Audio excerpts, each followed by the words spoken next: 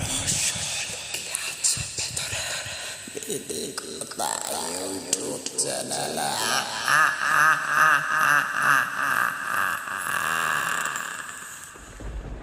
আমার বাবা একজন বিশিষ্ট ব্যবসায়ী ছিলেন। পুরনো জমিদার বাড়ি কিংবা বাংলো কেনাবেচাই ছিল তার মূল কাজ। সস্তায় কিনে দারুণভাবে সংস্কার করে দামি দামে বিক্রি করেন তিনি। এটাই ছিল ওনার পেশা। বেশ কয়েকবার এমন বাংলো কেনার অভিজ্ঞতা হয়েছে আমার বাবার, কিন্তু এবার যে বাংলোটির সন্ধান পেয়েছেন তা অন্যগুলোর চেয়ে অনেক বেশি রহস্যময়। হ্যাঁ, বলছিলাম এটি আজ থেকে 21 বছর আগের একটি ঘটনা। আর তখনই আমার বাবা একটি বাংলো কিনেন, আর সেখানেই ঘটে বেশ ভয়ঙ্কর ঘটনা। নাটোরের প্রত্যন্ত এক গ্রামে অবস্থিত পুরনো এক জমিদার বাড়ি। ওখানেই আমার বাবা বাড়িটা কেনার জন্য রওনা দেন। বিশাল আকার কাঠের দরজা, ধুলো জমে থাকে, মেঘে ভেঙে পড়া ছাদের কড়িকাঠ, সব মিলিয়ে 70 বছরের পুরনো এক ভয়ঙ্কর স্থাপনা। ওখানে আমার বাবা আমাকে নিয়ে যান। গ্রামের কেউ ওখানে যেতে চায় না। এই কথা শুনে আমার খুব খটকা লাগলো। আমার বয়স তখন 16 বছর। তখন বাবাকে জিজ্ঞেস করলাম যে, বাবা, এই বাড়িটি কি কেনা আপনার পক্ষে ঠিক হবে? তখন বললেন যে, বাড়িটা খুব কম দামে পেয়েছি, কিনে ফেলেছি। আমি তো এটা বিক্রি করে দেবো, এখানে তো আমরা থাকবো না, তাই না? তো বাবার কথায় আমি আর কিছু বলিনি। তো একটু এগোনোর পর শুনতে পারি এই বাংলোয় বহু বছর আগে জমিদার একটি পরিবার ছিল। সেই পরিবারের পুরো পরিবার এক রাতে রহস্যজনকভাবে নিখোঁজ হয়ে গিয়েছিল। কারো লাশ মেলেনি, তবে মাঝে মধ্যে রাতের বেলা বাংলোর ভেতর থেকে কান্নার শব্দ শোনা যায়। এমনকি এই ছাদের উপরে নাকি নাচানাচিও করতে দেখেছে অনেকে, অনেক রকমের অবয়বকে। এমন সব গল্প শুনেও আমার বাবা বললেন যে এগুলো কোনো সমস্যা হবে না। তখন আমার ভীষণ ভয় পেতে লাগে। বাবাকে বললাম যে, বাবা, এরকম ঘটনা যদি সত্যিকার অর্থে ঘটে থাকে তাহলে আমাদের ক্ষতি হতে পারে। তখন বাবা হেসে উড়িয়ে দিলেন, বলেন যে সব কুসংস্কার, ভূত প্রেত বলতে কিছু নেই। তবে গ্রামের লোকজন আমার বাবাকে খুব করে সতর্ক করলো, বাবু, ওখানে গিয়ে রাতে দেখো না, কেউ রাতে ওখানে গেলে আর ফিরে আসে না, তাই সাবধানে ওখানে থাকো, কেমন? আর রাত্রিবেলা এখানে না থাকলেই ভালো।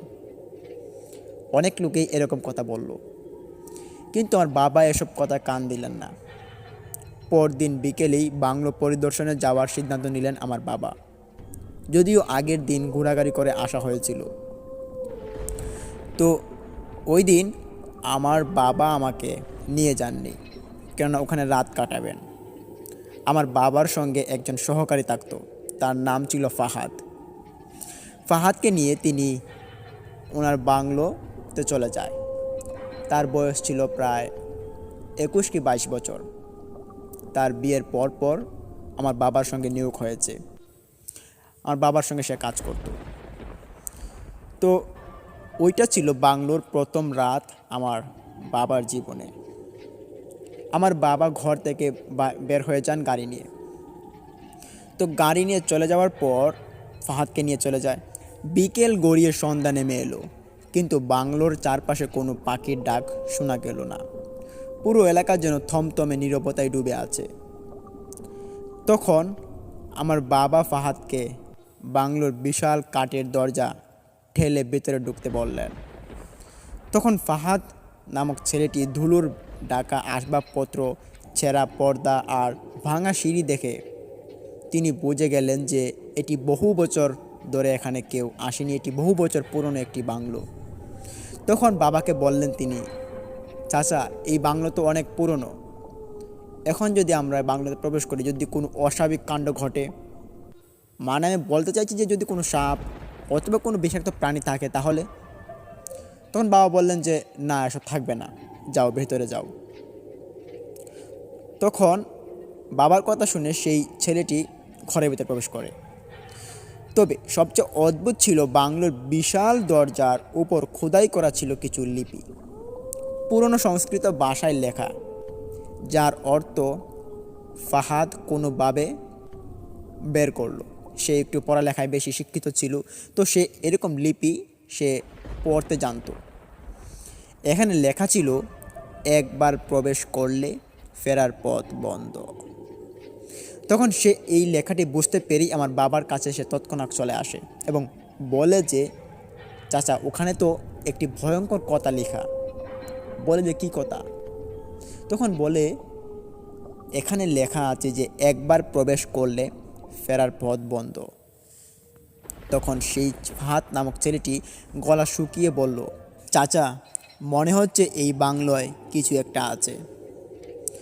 তখন ওই ছেলেটির কথা শুনে বাবা যতটা না অবাক হয়েছে তার থেকেও বেশি মনে শক্তি নিয়ে তিনি এটাকে হেসে উড়িয়ে দিলেন।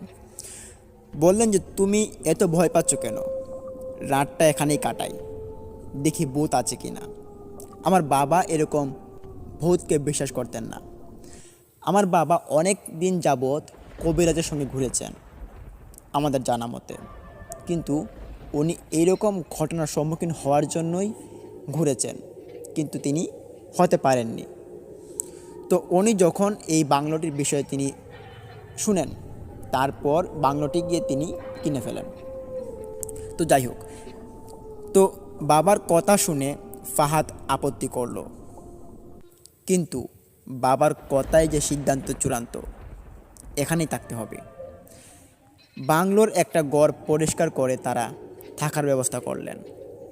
রাত বাড়তে থাকলো, বাতাস ভারী হয়ে উঠল, আর বাংলোর প্রতিটি করিডোর যেন ধীরে ধীরে জীবন্ত হয়ে উঠল।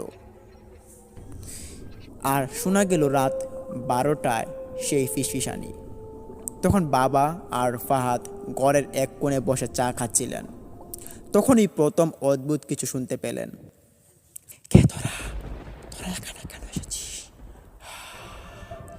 এখান থেকে ফেরা খুব মুশকিল। এরকম একটি আওয়াজ ফিসফিসানি করে বলল, তবে এটি একটা নয়, অনেকগুলো কণ্ঠস্বর একসঙ্গে ফিসফিস করছে। তখন বাবা দ্রুত লাইট জ্বালালেন।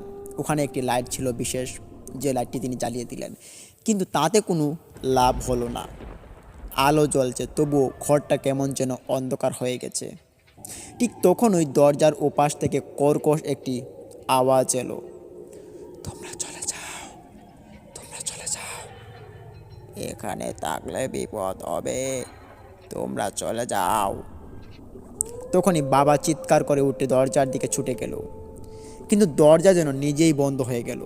ঠিক তখনই ফাহাদ নামক সেই ছেলেটি বাবার সঙ্গে থাকা, সে চিৎকার করে উঠে দরজার দিকে ছুটে গেল, কিন্তু দরজা যেন নিজেই বন্ধ হয়ে গেল।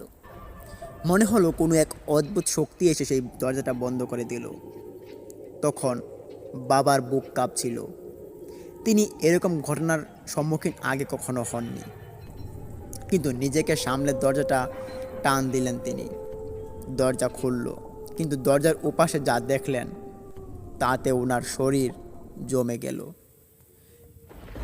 সামনে করিডোরে কেউ নেই, কোনো ঘর নেই, সামনে শুধু অন্ধকার, এক বিশাল গভীর তীব্র অন্ধকার। সেই অন্ধকারে বসে আছে এক তরুণ বয়সী এক যুবতী মেয়ে, যেই মেয়েটি এখানে বসে বসে কান্না করছে। মেয়েটির কান্না দেখে আমার বাবা খুব ভয় পেলেন। এত রাতে কে কান্না করে? কে তুমি? তখন মেয়েটি মুখ তুলে চায় না। সে অদ্ভুত কণ্ঠস্বরে বলতে লাগে, তোমরা এখানে এসেছো, আর ফিরতে পারবে না, এখান থেকে ফেরা অসম্ভব, অসম্ভব। তখন বাবা এই মেয়েটিকে আমাদের মতো স্বাভাবিক মেয়ে মনে করে তার নিকট গিয়ে পৌঁছায়। এদিকে ফাহাদ নামক ছেলেটি, সে এক পাশে বসে থাকে ভয় পেয়ে, তার শরীর থরথর করে কাঁপছে। তখন বাবা ওই মেয়েটির নিকট গিয়ে পৌঁছায়, গিয়ে বলে যে, এই মেয়ে, তুমি কে?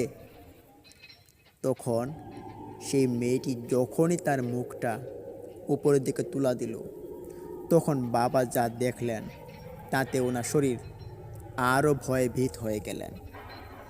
উনি দেখতে পারলেন সেই মহিলাটির মুখের মধ্যে একটি লাল চক্ষু বর্ণ, তবে এটি একটি ছিল, চোখ ছিল একটি, আর সেটি ছিল লাল বর্ণের।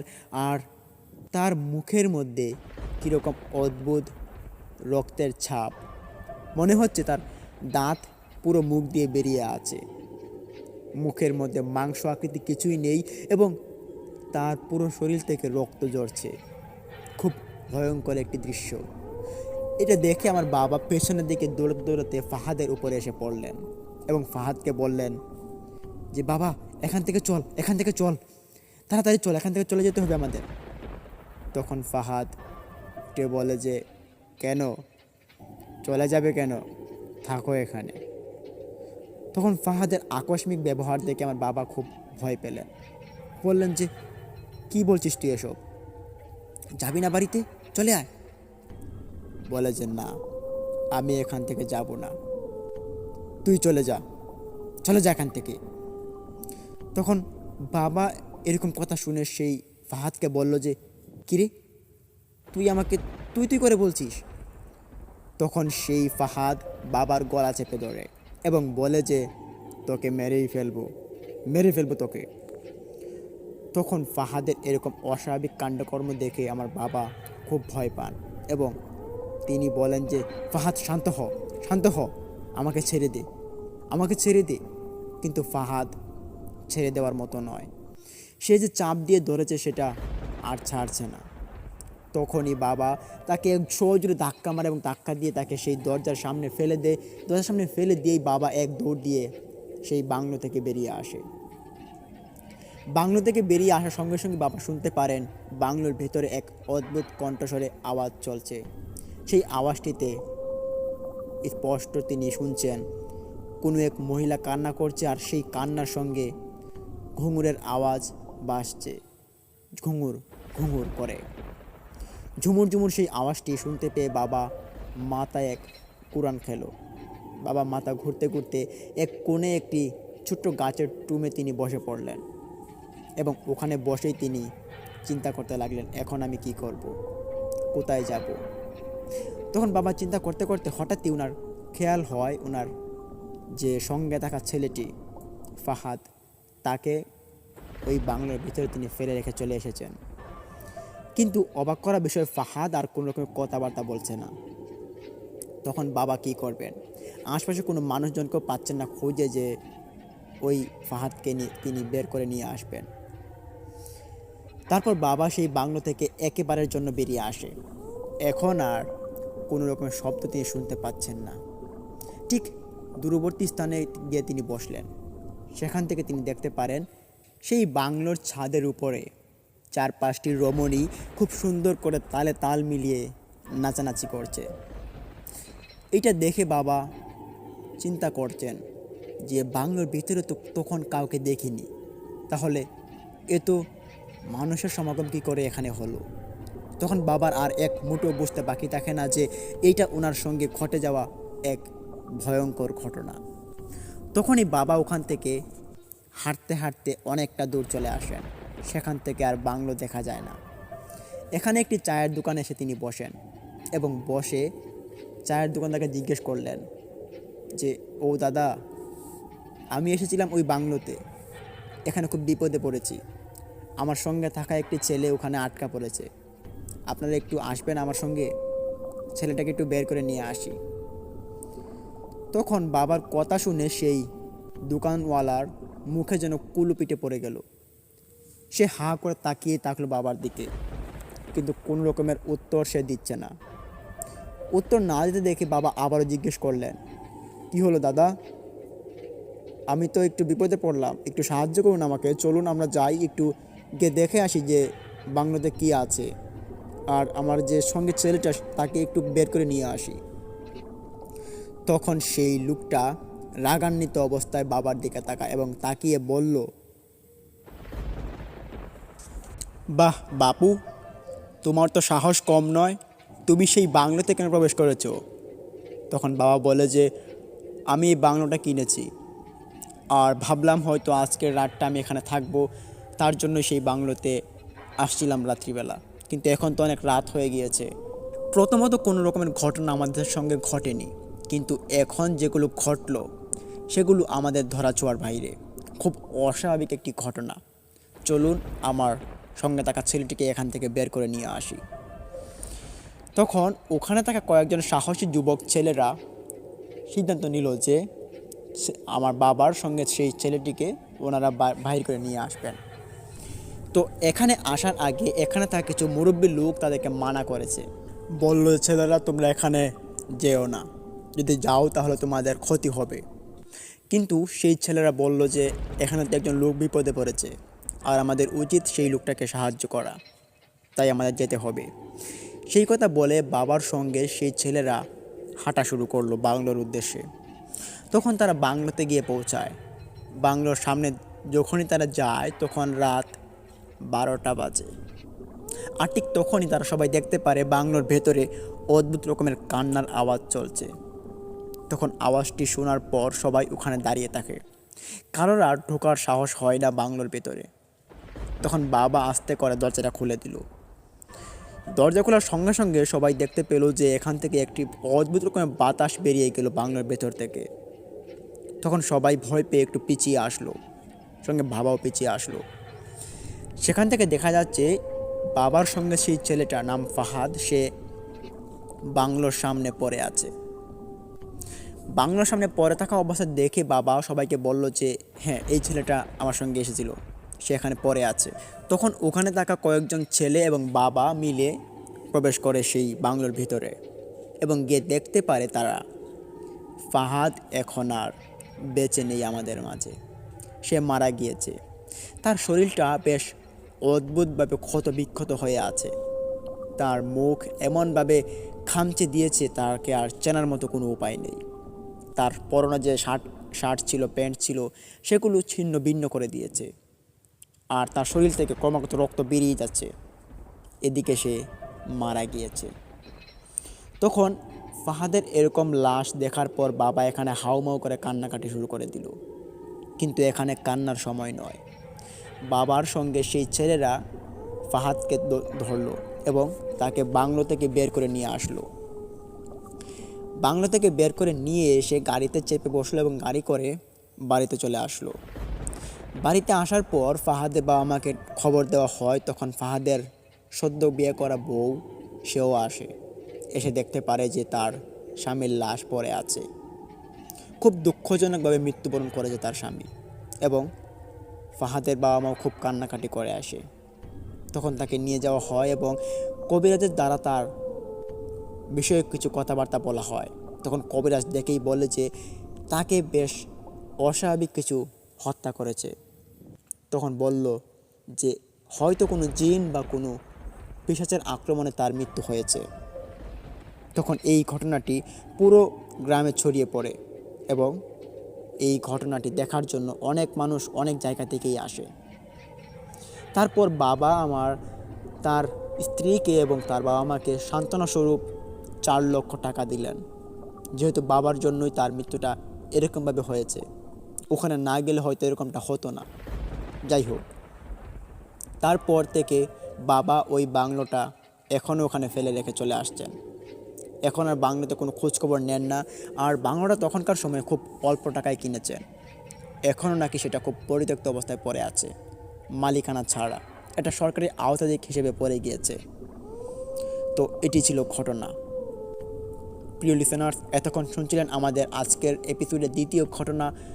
এখন আমরা চলে যাব আমাদের তৃতীয় ঘটনায়। আর এই তৃতীয় ঘটনাটি থাকবে একটি লাশবাহী গাড়ির ঘটনা। আপনারা যারা যারা অনেকেই হয়তো সেই লাশবাহী গাড়ির ঘটনা চান, আশা করি আজকের লাশবাহী গাড়ির ঘটনাটি আপনাদের অনেক অনেক ভালো লাগবে। এবং সেই লাশবাহী গাড়ির ঘটনাটি আপনাদের জন্য লাস্ট পর্যন্ত কেন রেখেছি, এটির কারণ হচ্ছে আজকের এপিসোডের সেরা ধামাকা হচ্ছে আমাদের সেই লাশবাহী গাড়ির ঘটনা। তাই লাস্ট ঘটনা আপনাদের মাঝে এখন আমি শেয়ার করব। আর এই ঘটনাটি আশা করি অত্যন্ত লোমহর্ষক হবে। এটি আমাদেরকে পাঠিয়েছেন একজন ভাই ইমেল করে, যার সঙ্গে ঘটনাটি ঘটেছে। তো উনি ছিলেন একজন অ্যাম্বুলেন্সের ড্রাইভার। তো উনি ইমেলটি লিখেছেন আর ওনার সঙ্গেই ঘটনাটি ঘটেছে। তো চলুন এখন আমরা চলে যাই আমাদের লাস্ট ঘটনা, যেটা লাশবাহী গাড়ির অ্যাম্বুলেন্সের ঘটনা নিয়ে আমরা আলোচনা করব। আর এটি ইমেল আকারে আমি পড়বো, আপনারা শুনবেন। তো শুরু করা যাক এখন আমাদের আজকের এপিসোডের লাস্ট ঘটনা, তৃতীয় ঘটনাটি লাশবাহী গাড়ির ঘটনা। আসসালামু আলাইকুম, আমার নাম রফিক, আমি পেশায় একজন অ্যাম্বুলেন্সের ড্রাইভার। তো ঘটনাটি আমি এখন শুরু করব। রাত গভীর, চারদিকে নিস্তব্ধতা, শহরের ব্যস্ততা কিছুটা কমে এলেও হাসপাতালের মর্গের সামনে আমি লাশবাহীর যে অ্যাম্বুলেন্সের গাড়ি থাকে যেগুলো লাশ টানা হয়, আমি সেগুলো একটি নিয়ে দাঁড়িয়েছিলাম। গাড়ির জানালার কাচ কালো, ভেতরে কি আছে তা বাইরে থেকে বোঝার উপায় নেই। তো লাশবাহী গাড়ির সামনে দাঁড়িয়েছিলাম। আমি ড্রাইভারি করেছিলাম প্রায় 10 থেকে 15 বছর ধরে, কিন্তু আজকের রাতটা আমার কাছে একটু অন্যরকম লাগছে। আমি গভীর নিঃশ্বাস ফেললাম। আমার গাড়িতে একটি লাশ উঠানো হয়েছে। সেই লাশটি একটি বিশিষ্ট ব্যবসায়ীর, তার নাম হোসেন আলী। হার্ট অ্যাটাকে মারা গেছেন, বয়স ছিল 55। পরিবারের সদস্যরা সবাই বাড়ির পাশে দাঁড়িয়ে কান্নার সুর বাতাসে মিশে যাচ্ছে। কিন্তু আমার মতে আমি জানি যে এরকম দৃশ্য আমি প্রতিদিনই দেখি, কিন্তু আজ বুকের ভেতর কেমন যেন অস্বস্তি লাগছে। হঠাৎই দেখতে পাই হাসপাতালের ওয়ার্ড বয় এসে ধীরে ধীরে স্ট্রেচারে করে কাফনে মোড়ানো মৃতদেহটি গাড়ির পেছনে তুলে দিল। আত্মীয় স্বজন কেউ কেউ ছুঁয়ে দেখলেন শেষবারের মতো, কেউ বা চিৎকার করে উঠলেন, কেউ আবার চুপচাপ দাঁড়িয়ে রইলেন। সব কিছু ঠিকঠাক। তখন আমি ইঞ্জিন স্টার্ট দিলাম। গাড়ি ধীরে ধীরে চলতে শুরু করলো। গন্তব্য মরহুমের গ্রামের বাড়ি প্রায় 150 কিলোমিটার দূরে। গাড়ি ছুটছে নির্জন মহাসড়কে। রাতের অন্ধকার, রাস্তার পাশে দু একটা স্ট্রিট লাইট জ্বলছে ক্ষীণভাবে। তখন একবার পেছনে তাকালাম। জানালার পর্দা সরানো, ভেতরে শায়িত মৃতদেহটি অন্ধকারের মধ্যে কেমন যেন রহস্যময় দেখাচ্ছে। এরকম রহস্য আমি কোনো লাশের ভেতরে দেখিনি, ঠিক যেমনটা অদ্ভুতুরে মনে হয় এবং একটি ভয় জন্মনে। 10 বছরের অভিজ্ঞতায় বহুবার মৃতদেহ পরিবহন করেছি আমি, কখনো ভয় পাইনি। কিন্তু আজ অজানা এক অদ্ভুত অনুভূতি আমার সারা শরীরে ছড়িয়ে পড়েছে। গাড়ির ভেতরে একটা অদ্ভুত গন্ধ আমার নাকে এসেছে, যা আগে কখনো আমি পাইনি। যেন একটা পোড়া গন্ধ দুয়ার মতো কিছু অস্তিত্ব। হঠাৎ করেই গাড়ির পেছন থেকে শব্দ এলো, টোক টোক। তখন আমার কপালে গাম জমে গেল। একবার পেছনে তাকিয়ে দেখলাম কিছুই নেই। লাশ যেমন ছিল তেমনই আছে। হয়তো কোনো রাস্তার ধাক্কা লেগেছে, নিজেকেই বোঝালাম আমি। কিন্তু 5 মিনিট পর আবারও ঠুক টুক সেই আওয়াজটি কানে ভেসে উঠল আমার। এবার আর সহ্য করতে পারলাম না। গাড়ি রাস্তার পাশে থামিয়ে দিলাম। চারদিকে নিস্তব্ধ। একবার গাড়ির বাইরে ঘুরে পেছনের দরজার লক করলাম, পরীক্ষা করলাম যে সব ঠিকঠাক। কিন্তু সন্দেহর কারণে একবার ভেতরে তাকালাম। মৃতদেহর কাফনের কাপড়ের এক পাশে যেন একটি টুকরা সরে গিয়েছে। তখন চমকে উঠলাম। এতক্ষণ ঠিকঠাক থাকার পর হঠাৎ কাপড় সরে যাবে কেন? বাতাস সরতে পারে না, কিন্তু এত ভারী কাফন কি সত্যি বাতাসে নড়তে পারে? আর তাছাড়া গাড়ির ভেতরে বাতাস তো প্রবেশ করার কথা নয়, তাহলে কাপড় নড়ল কী করে? তখন আমি আর বেশি ভাবলাম না, দরজা বন্ধ করে গাড়িতে উঠে বসলাম। মনকে শক্ত করে আবার গাড়ি চালানো শুরু করে দিলাম। তখন অনেকটা রাত হয়ে গিয়েছে, প্রায় মাঝরাত পেরিয়ে গেছে। রাস্তা পুরোপুরি ফাঁকা। গাড়ির গতিও একটু বাড়িয়ে দিলাম আমি। গ্রাম আর বেশি দূরে নয়, ঘন্টাখানেকের মধ্যেই পৌঁছে যাব। এদিকে লাশের সঙ্গে কোনো লোকই আসেনি। তাদের ওখানেই এক আত্মীয়র বাড়ি ছিল। আমি জোর করেছিলাম একজন লোক আমার সঙ্গে আসার জন্য, কিন্তু কেউ আসেনি। সেটা একটি রহস্যময় কারণ কি না আমি সেটা বুঝতে পারিনি। কিন্তু এরপর যা ঘটলো তা কোনোভাবেই ব্যাখ্যা করা সম্ভব নয়। হঠাৎ গাড়ির রেডিও নিজে নিজে চালু হয়ে গেল আমার। কোনো চ্যানেল নয়, শুধু বিকট শব্দ, যেন কেউ ফিসফিস করে কথা বলছে। ভয়ঙ্কর এক ফিসফিসানি। তখন আমার হাত পা ঠান্ডা হয়ে গেল। আমি তাড়াতাড়ি রেডিও বন্ধ করতে চাইলাম, কিন্তু সুইচ ঘুরিয়েও কাজ হলো না। সেই ফিসফিসানি বেরিয়ে চলছে, তোমরা আমাকে নিয়ে যাচ্ছ, কিন্তু আমি এখন যেতে চাই না, আমাকে নামিয়ে দাও, আমি যেতে চাই না। শব্দটা যেন গাড়ির ভেতর থেকেই আসছে আমার মনে হলো। তখন শরীরের রক্ত হিম হয়ে গেল আমার। আমি কোনো রকমের রাস্তার পাশে গাড়ি থামালাম। এবার আর গাড়ি থেকে নামলাম না, বরং ভয়ে পেছনের দরজার দিকে তাকিয়ে রইলাম। ধপ করে কিছু একটা পড়ার শব্দ হলো, তারপর পেছনের দরজা নিজে থেকেই খুলে গেল। এক মুহূর্তের জন্য কিছুই বুঝতে পারলাম না।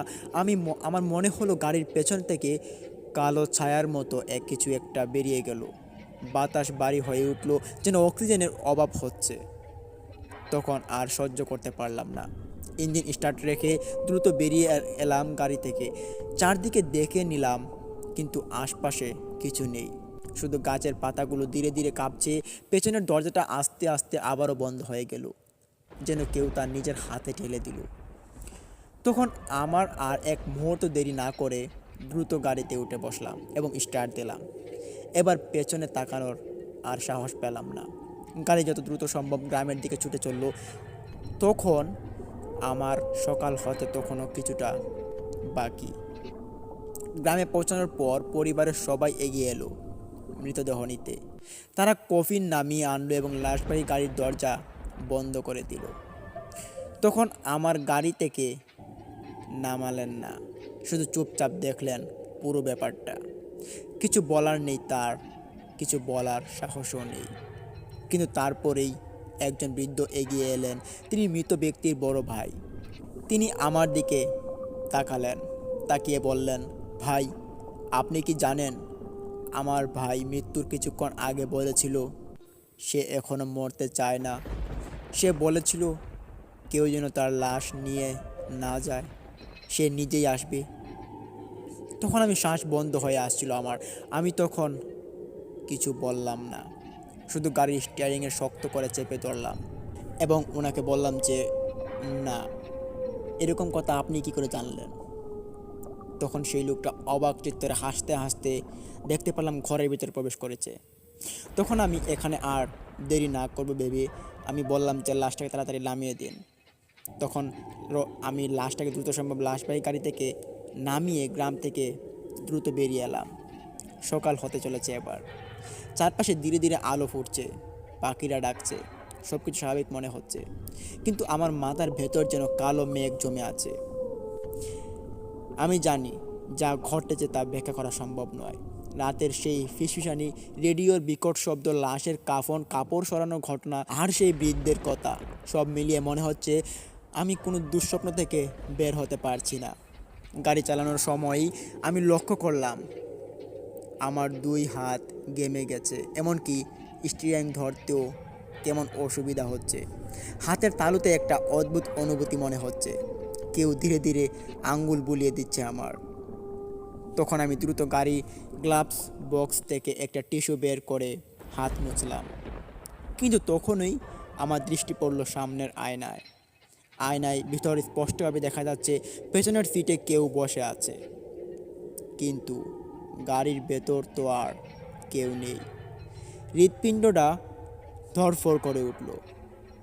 আমি দ্রুত আয়নাটা অন্যদিকে ঘুরিয়ে দিলাম, কিন্তু ততক্ষণে আর আমার সারা শরীর ঘামছে আর ঠোঁট শুকিয়ে গেছে।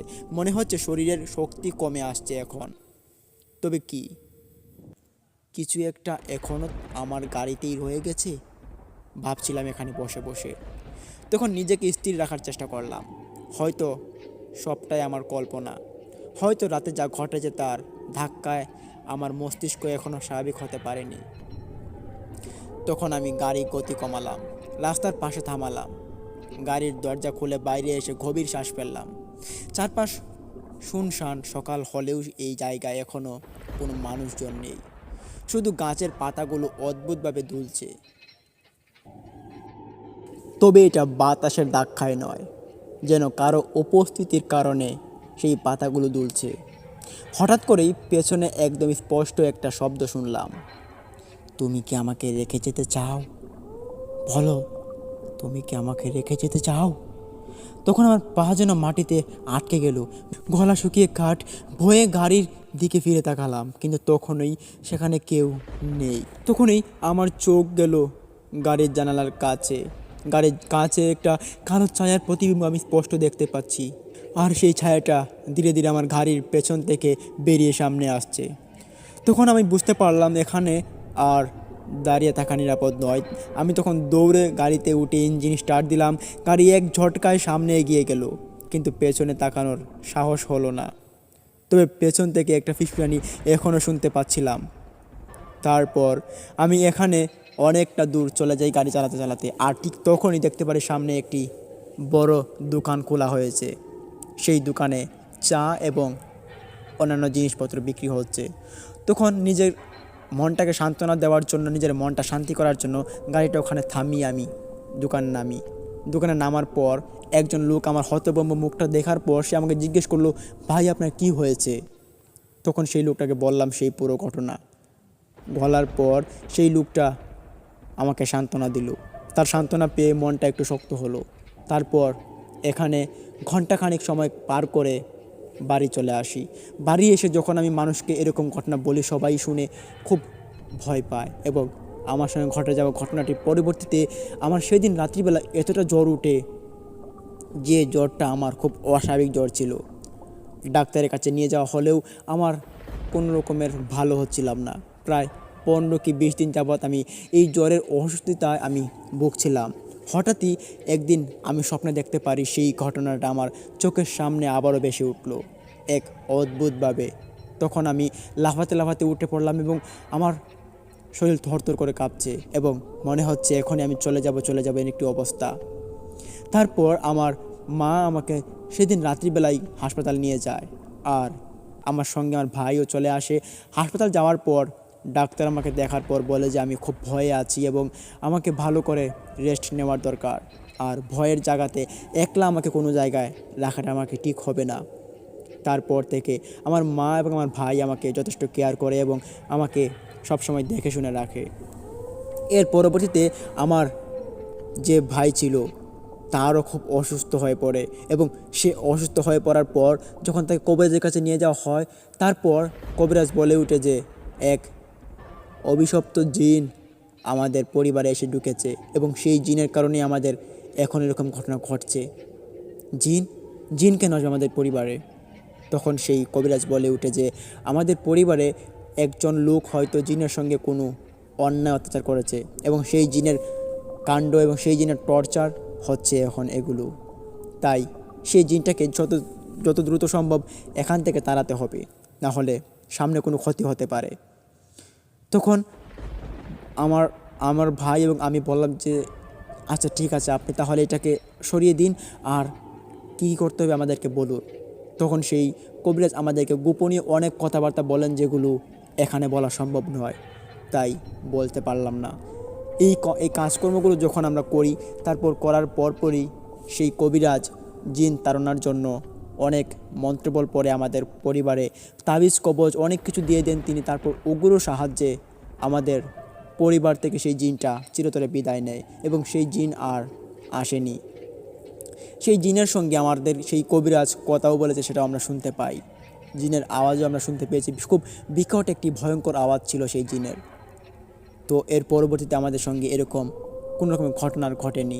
লিসেনার, এটি ছিল ঘটনাটি ভালো লাগলে ভিডিওতে লাইক দিন, কমেন্ট করুন, শেয়ার করুন, বন্ধুদের মাঝে ছড়িয়ে দিন এবং অবশ্যই আমাদের ভীতিকথা ইউটিউব চ্যানেলটিকে সাবস্ক্রাইব করুন এবং পাশে থাকা বেল আইকনটি অন করুন। লিসেনার্স, আজকের এই 94তম এপিসোডটি আশা করি আপনাদের অনেক ভালো লেগেছে এবং এটি তৈরি করতে আমাদের বেশ সময় লেগেছে, অনেক কষ্ট হয়েছে, শ্রম দিয়েছি। আমাদের সঙ্গে ছিলেন আমাদের আরও দুজন ভাই, তো ওনারাও আমাদের সঙ্গে অনেক কষ্ট করেছে, আমাদের কাজের মধ্যে ওনারা সাহায্য করে। তো লিসেনার্স, আপনাদের সঙ্গে ঘটে যাওয়া ঘটনা যেগুলো ভৌতিক ঘটা, যদি অদ্ভুত রকমের কোনো ঘটনা ঘটে থাকে আপনাদের সঙ্গে, তাহলে আপনারা আমাদের ইমেইলে পাঠাতে পারেন। আমাদের ডেসক্রিপশন বক্সে আমার ইমেইলের লিঙ্ক দেওয়া আছে। আশা করি আপনাদের সঙ্গে ঘটে যাওয়া ঘটনা আমাদের ইমেইলে পাঠাবেন। আপনারা লিখে অথবা রেকর্ড করে যেভাবে যে পাঠাতে পারেন, পাঠিয়ে দিন আপনার ঘটে যাওয়া ঘটনা আমাদের ইমেইল অ্যাড্রেসে।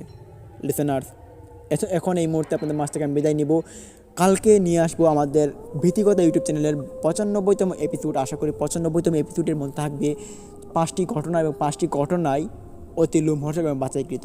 এর মধ্যে 2-1টা ইমেলও আছে, আর অন্যগুলো আমরা কালেক্ট করেছি আমাদের গ্রামের আশপাশ থেকে এবং মানুষের কাছ থেকে। লিসেনার্স, আমাদের চ্যানেলে সত্য ভয়ের ঘটনা আমরা আপলোড করে থাকি, আর আশা করি আপনারা আমাদের চ্যানেলটিকে সাবস্ক্রাইব করবেন। তো লিসেনার্স, এই মুহূর্তে আপনাদের মাঝ থেকে আমি বিদায় নিচ্ছি। আমি মোহাম্মদ ইমন ইসলাম।